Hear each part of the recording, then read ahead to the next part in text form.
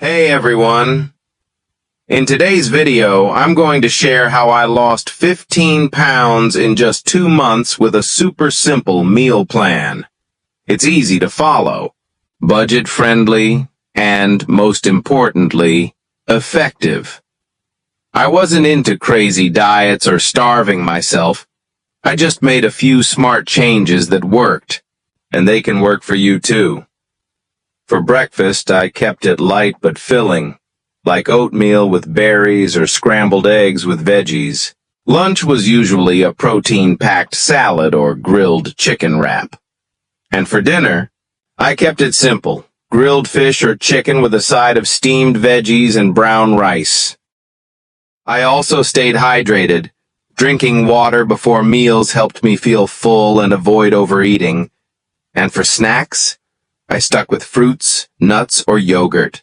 In 2 months, I lost 15 pounds. It wasn't about starving myself or giving up the foods I love. It was all about balance and sticking to the plan. And the best part? I felt more energetic, confident, and healthier overall. If I can do it, so can you. So if you're ready to make a change, give this simple meal plan a try.